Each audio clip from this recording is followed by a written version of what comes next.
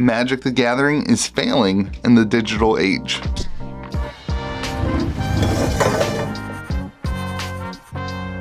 Well, what is going on, everyone? Welcome back to Kitchen Table TCG. My name's Louie. I hope you're having yourself a fantastic day. Hey, I got our box of Mirrored in here that we're gonna open up at 10,000 subs.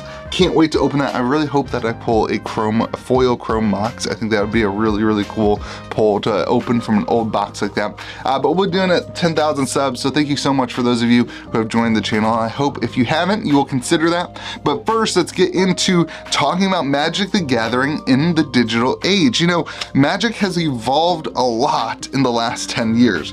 Some of these evolutions have been great, and some of them have been not so great. I'm not gonna get into really evaluating all the different things that Magic has done. We've done that often on the channel. We will continue to do it in more videos, but that's not really what this video is about. But some of these evolutions have been positive and negative. We have one draft box and 5 to 10 auxiliary products a year. Moving into now, we have 4 types of boxes per release and 3 auxiliary products per release and like 70 secret layers. So we've had a huge evolution in the product side of the game. We've also had this hard focus and pivot from competitive play of Magic the Gathering to a more casual style, a bigger focus on things like Commander, and that has been a huge paradigm shift for the Magic the Gathering community. And then just 3 or 4 years ago, we saw Magic Arena come onto the scene. I know, I was actually kind of shocked that it's only been 3 or 4 years, but Magic Arena was released in September of 2019. So it's been 3 or 4 years since the Magic Arena release, where we've seen a lot of energy and thoughts and marketing going into Magic Arena. And as Magic has evolved, so has the world. I want you to just like think back to 2012, to the phone that you had. Whether that was an iPhone or actually I think the #1 phone back then was actually a Samsung Galaxy 3. But phones back then were on 3G networks. You remember how slow that stuff was, or how excited you were to get a 3G phone because the network was gonna be so fast? Facebook was the #1 social media platform and it was popping. And e-commerce, this is a crazy statistic, Amazon has grown 1,588% since 2012. So incredible growth in e-commerce platforms. And then our global pandemic that we had 2 years ago really increased us as consumers in the way that we interact with the internet as well. And many of us had to shut down LGSs, or our LGS went to no play in store, and then our play groups kind of broke up and everybody moved online. Most people moved online for playing games, and now we're kind of back in this world. So that's the recap of the last 10 years. So now the question is, how did Magic handle this change to the digital age? In my opinion, it has failed, and it has failed pretty heavily. I have 3 kind of main points of topics I want to talk about as we evaluate Magic the Gathering and its increase or decrease in this digital age. I think this matters to you as a consumer because if Magic can't figure this out, they're going to continue to lose market share to other games and other things, and it'll be harder for you, for your LGS to fire events. It'll be harder for you to convince your friends to play the game, and you as a consumer actually are very heavily impacted by this. So number one reason Magic has failed in the digital age is greedily separating paper Magic from digital Magic. And this is something we've talked about a little bit on the channel, but by taking paper Magic and separating it from digital Magic and Magic Arena, I think that they have really hamstrung their ability to set themselves up at the top of the the online and digital gaming community. If you take a look at the active player base numbers, Magic Arena currently has about 6.7 million active users. I think the website I'm using for this is activeplayer.com or something like that. It does that. So 6.7 million active players. Pokemon, the trading card game online, has 3.5 million active players, which you're like, okay, that's great. Like Pokemon puts cards in every single pack and only 3.5 million people are playing. Whereas, Magic, hypothetically, you have a bigger, demographic of people, but also like you have to pay for your packs. And so beating out Pokemon is great. But Yu-Gi-Oh!, their new game, Duel Masters, has 7.8 million active players. I may be getting the name of that game wrong. I don't play Yu-Gi-Oh! Master Duel, something like that. Anyway, 7.8 million active users, so an entire million more active users than Magic. And I'm not familiar with the economics of those games. I don't know exactly how the trading and the dusting systems work in those games. I know that Pokemon, you have your code cards in every pack, so you get cards kind of for free if you're opening boxes. I, as an LGS owner, am really excited about that idea. I think that's a really great, direction. I think Magic should be going that direction. But I'm not familiar with all of the different things in those games. I'm not familiar with exactly how the economics work in those games, but it proves that the numbers prove that Magic does not have the biggest market share, but really doesn't have a significant piece of that market share. Now, if you look at paper Magic has a absolutely significant piece of the pie in the game. You go to any LGS, chances are they're going to carry Magic the Gathering. You go to any LGS, chances are they're going to have some events that are firing, compared to some other games that you might not even be able to find an LGS that carries the game. So Magic has a huge footprint in the physical space, but they have not been able to cross over that massive footprint into the online space. I think that's a big issue.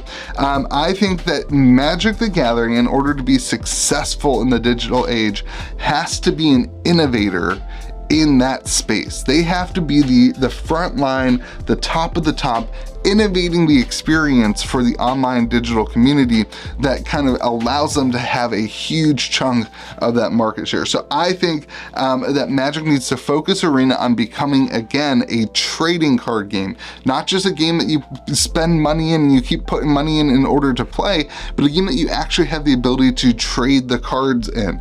If you put code cards and packs, I think that'd be great, and change to a small fee in order to trade your cards to other people and have some sort of online system for that, just like TCG Player works, right?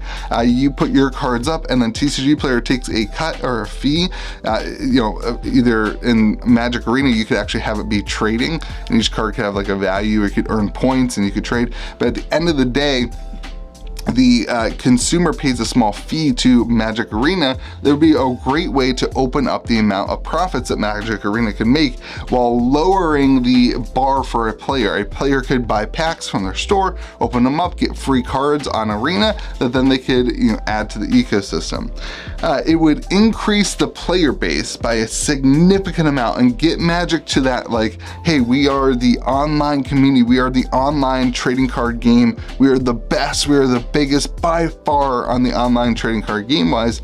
And I think that amount of player base increase with that kind of percentage points would be a really great thing for the Wizards of the Coast as well.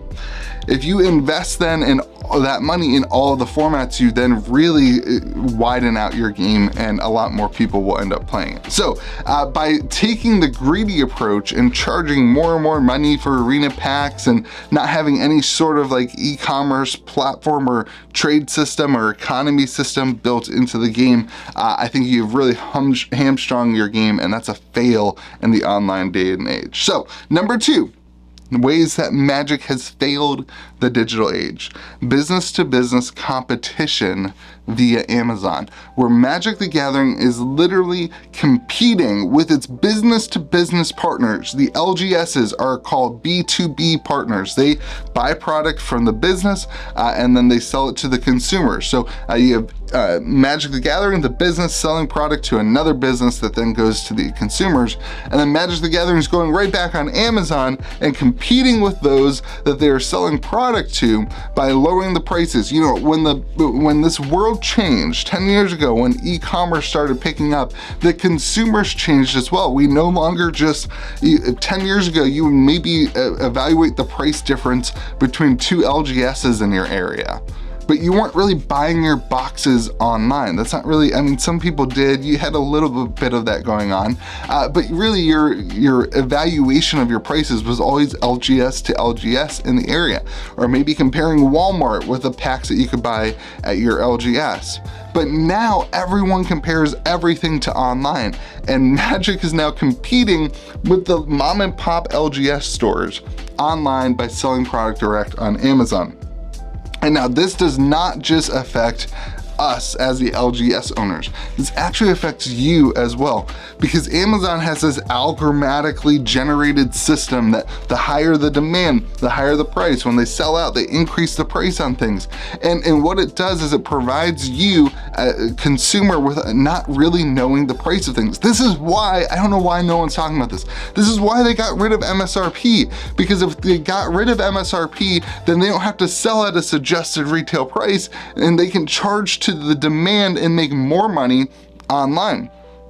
So then all of a sudden the demand wanes off, and then they dump all the rest of the products at prices, again, lower than what LGSs are paying their distributors for the boxes. So they have broken the system. They have broken the system that they took 30 years to develop and to create and to invest in. They broke the system that they invested in the business-to-business relationships. And in my opinion, more profit for Wizards of the Coast will result in less places to actually play your physical card game. And Wizards will get what they want, which I think what they actually want is for Magic to be more of a kitchen table, in person, you know, in a home kind of experience. If you saw the most recent Wizards 30th anniversary thing a couple months ago, I guess it wasn't the most recent, they had all the gameplay was happening inside of a house. It wasn't at an LGS, it wasn't at whatever, it was actually happening inside a house. I was like, wow, that's wild. So business to business competition on Amazon really affects the consumer, and it really affects the LGS, and then the consumer will not have places to play. You'll have to play with a play group at your kitchen table. That's just the way that Magic's going, because again, I think Magic is failing in the digital age. And then the last thing, number 3, failing to think outside the box in terms of marketing the game in this new world where we're all on our phones, we're all doing you know, constant influx of videos and images. So failure to think outside the box. If you remember 20 years ago, Magic the Gathering promoted its game via Scry magazine, but then also they had Magic the Gathering on ESPN. This is one of my favorite things that ever happened, because now you think, wow, why would ESPN ever have Magic the Gathering on a channel? But ESPN 2 carried Magic the Gathering tournaments, and they actually had a whole big thing. No other TCG was doing that. There was no other TCG that could reach that level to be on ESPN.